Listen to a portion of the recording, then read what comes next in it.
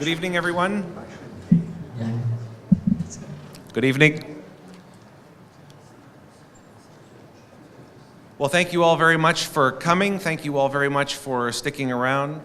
Thank you for braving the weather and the traffic outside. There was a bit of a disruption. My name is Chris Borelli, and I'm from the Alumni Programs Office at the George C. Marshall European Center for Security Studies in Garmisch, Germany. This next portion, this special event for the Warsaw Eastern European Conference, is a little piece that we've put on for your benefit and for the benefit of alumni, graduates of the Marshall Center. We have a distinguished panel, many of whom you may already recognize from the previous roundtable, and they're going to talk on a similar theme, but more about the specific bilateral relations of Germany, a very important defense partner. And then after they speak, we'll have a chance for some questions and answers, and then I'll have a little update for you about what's going on in Garmisch at the Marshall Center. And for those of you who aren't familiar with the Marshall Center, please, I welcome you to stick around, ask any questions you may have, and engage with those of us who are here. So first, I'd like to introduce Professor Matt, I'm sorry. First, I would like to introduce Colonel Ray Wojcik from the U.S. Embassy here in Warsaw. The U.S. Embassy and the German Embassy are the points of contact in each country for the Marshall Center and are responsible for selecting participants to come to Garmisch. And the Office for Defense Cooperation is that specific office. And so now representing the U.S. Embassy, I'd like Colonel Wojcik to say a few words. So, thanks. Dobry wieczór, dzień dobry, dziękuję bardzo za zaproszenie. Thanks for inviting me tonight, Chris, to join the group. Give me a chance to both say something important about the Marshall Center and about the connection of the Marshall Center to countries like Poland. So for us in the American Embassy, we're absolutely enthusiastic, incredibly huge supporters of the George C. Marshall Center and its programs. To date, you know, there's several hundred Polish civilians and military officers that have attended Marshall Center courses. And these graduates, when they come back, they're part of the fabric of the Ministry of Defense, other ministries, doing important work and taking their education opportunities from the Marshall Center. One of the things that's very important about the Marshall Center that we love, not only is it an outreach, it's got this big, you know, American component, but it's already not just an American thing. It's a German-American outreach effort. So already it's a combined sort of effort by two countries to reach out to dozens and dozens of nations to help in both good governance, good civil-military relations, and other important topics as countries are emerging from challenging past. So I was asked to speak very shortly because I'm not one of the briefers tonight. Also, the fact of not being a briefer means you can't ask me any questions later too. But there's been a lot of questions about this visit of President Trump a few days ago. And of course, we were heavily involved. And I know it's not a big topic tonight, which is probably good. There's been a lot of talk about it already. But I know we're not spending a lot of time on the American-Polish effort here, but I wanted to say just, or quote, two things from the speech that stood out to me, because a lot of people ask, you know, what really stood out to you? And so here's two excerpts, just real short. Now among the most committed members of the NATO alliance, Poland has resumed its place as a leading nation of a Europe that is strong, Poland free. And then the next point, a strong Poland is a blessing to the nations of Europe, and they know that. A strong Europe is a blessing to the West and the world. So I wanted to highlight that because as an Army officer, one of the things we spent a lot of time on the last few years as we've rotated forces and helped to strengthen the eastern flank, not just the U.S. Army, not just NATO as an organization, but individual nations all across NATO, including Poland. If if you're from Poland or born in Poland, you should be very proud of the work Poland has done. Poland is not just a recipient of what we're doing in the eastern flank in security. Poland is actually contributing in the Baltics, in Ukraine, in other places in Europe like the Balkans. They continue there. And so General Hodges, the commander of U.S. Army Europe, said a couple years ago that he wanted the motto to be for U.S. Army Europe, strong Army strong and strong Europe. Army strong and strong. So it's very interesting. There was no collusion between General Hodges and President Trump on the speech, but very interesting that as the speech developed, they focused in on the strength of Europe, and part of that strength and importance of that strength coming from Poland and the history of Poland, which drives Poland to be a strong ally and a very important partner in this region. So I just wanted to highlight that while you gave me a chance to have the floor. And thanks again for inviting me. I'm looking forward to our expert briefers on regional security. Thanks. Thank you.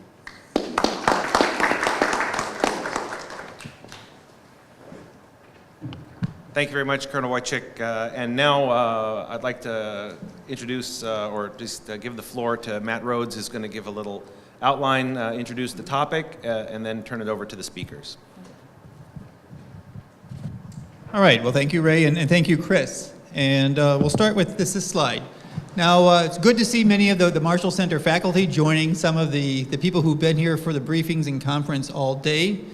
For those of you who weren't here and haven't worked with me directly at the Marshall Center before, again, I am Matt Rhodes. I've been at the Marshall Center since 2003 in a number of capacities, working with some of you in resident courses on alumni scholar research projects, or just seeing you at various outreach events.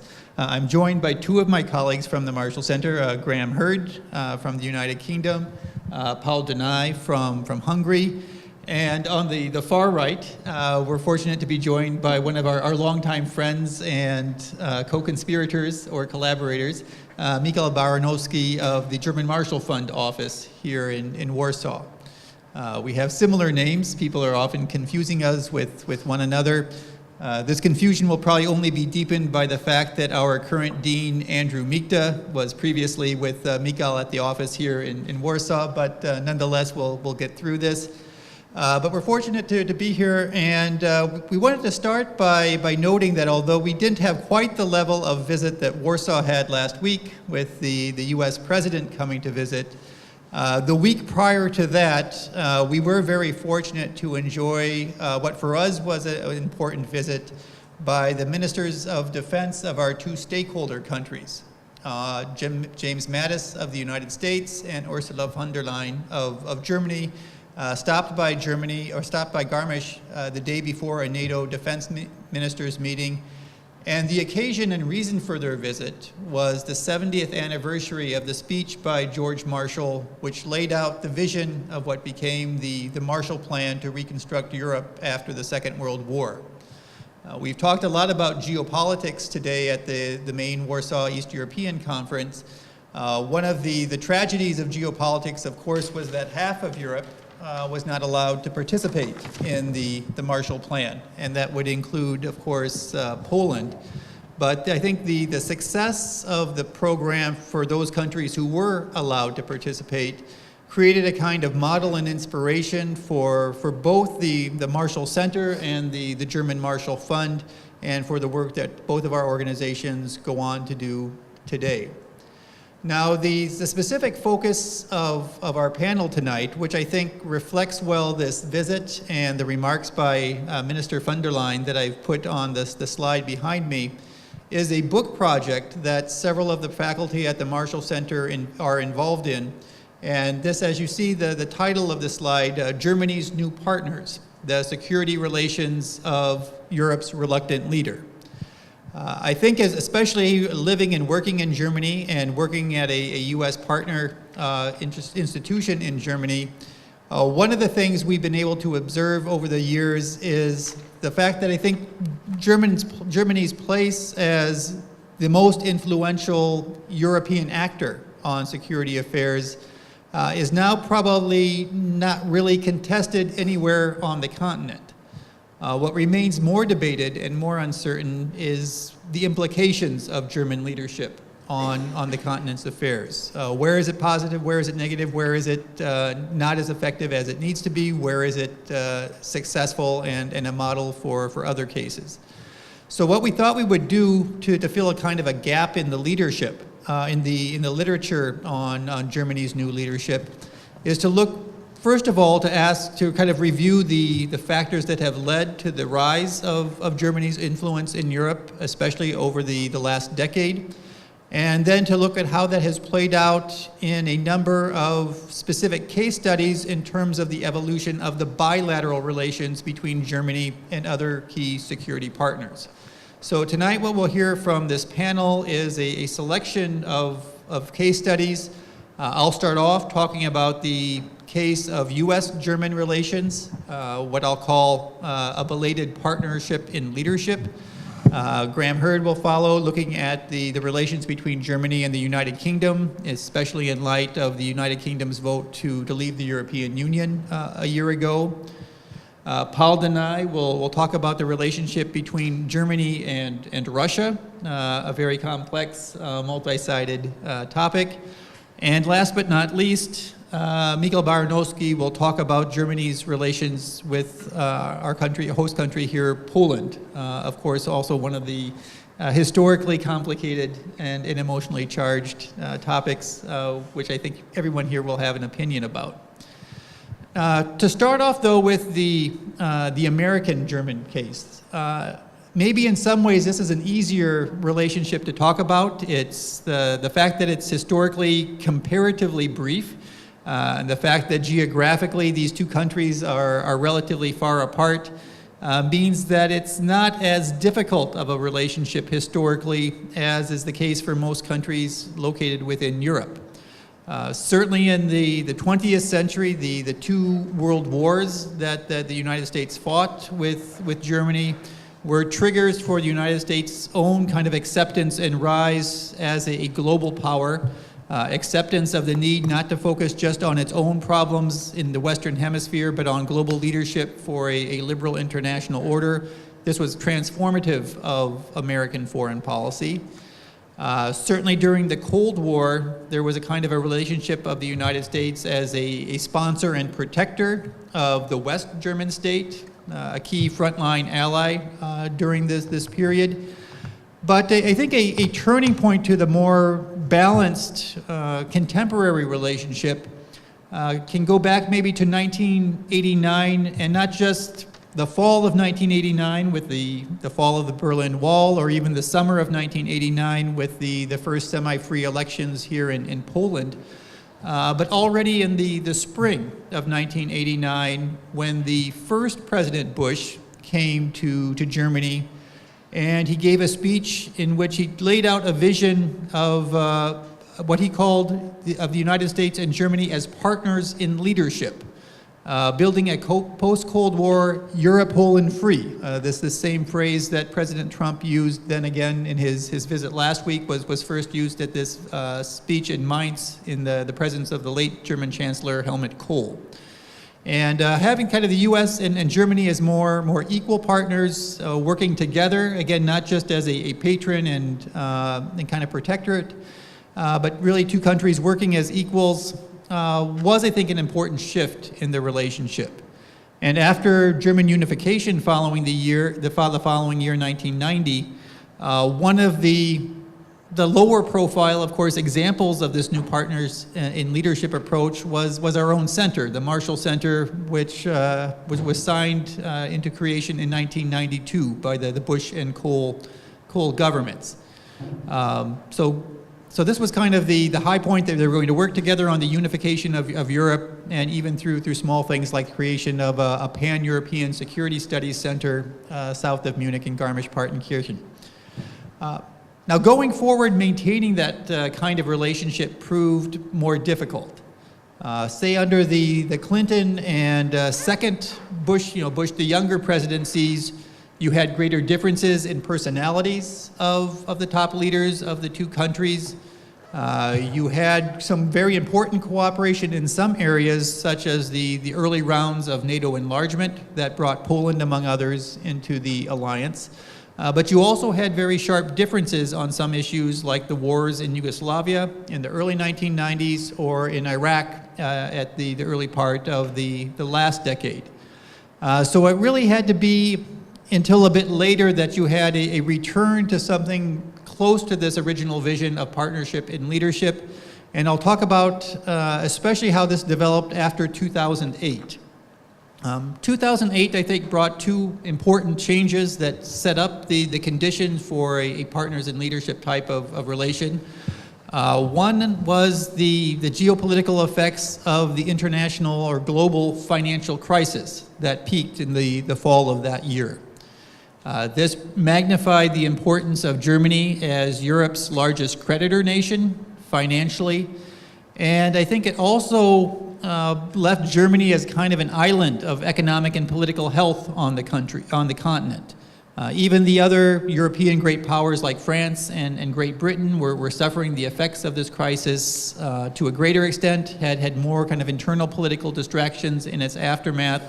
And these kind of conditions, I think, were the conditions that led to the German foreign policy elite to gradually accept that despite their historical reluctance because of the experience of Nazism and World War II to be more out front as leaders in Europe, that they simply had no choice but to begin to move in that direction.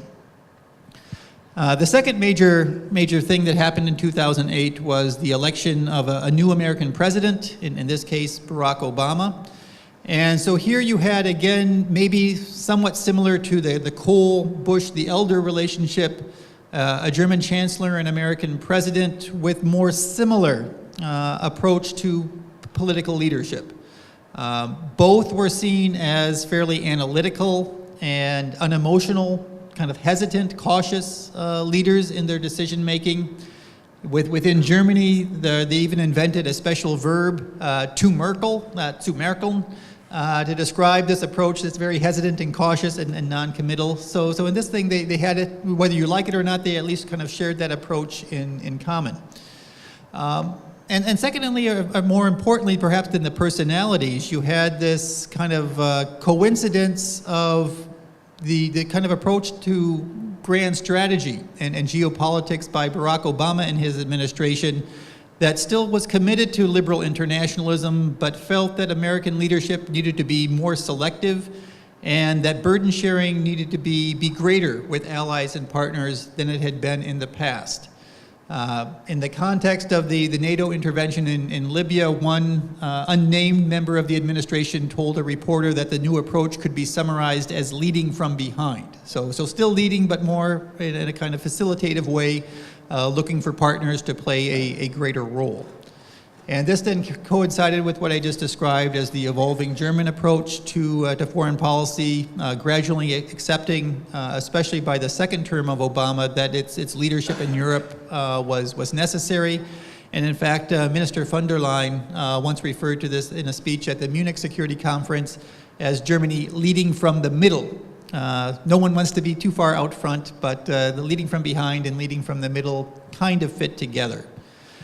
So you had really close cooperation and coordination in a kind of privileged way between Germany and the United States as a kind of hub of the transatlantic relationship.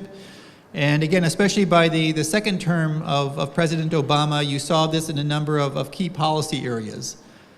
Just to name a couple, one was certainly the so-called TTIP, Transatlantic Trade and Investment Partnership, which was kind of a joint project of Merkel and Obama, both to help the economic recovery of the Euro-Atlantic West from the financial crisis, but also to kind of create a greater geo-economic unity of the West and to show that it could still do a big project like this. Maybe even more of direct interest to an audience in Poland is the way that the United States and Germany coordinated their positions and had a kind of division of labor in response to the Russian-Ukraine conflict. It was really the United States and the Obama administration that took the lead in crafting the military side of the response through NATO, which I talked about for some of you during the previous panel, while Germany took the lead on things like economic sanctions, diplomacy leading to the Minsk agreements, and economic assistance to Ukraine within the framework of the European Union. Now, observing this kind of pattern of tight coordination and division of labor, some of the American and German media started to comment on what this meant for the relationship. Memorably, Thomas Friedman, a well-known political columnist for the New York Times newspaper in the United States, wrote about the fact that the West, he said, no longer has a G8 or a G7. It now has a G1.5.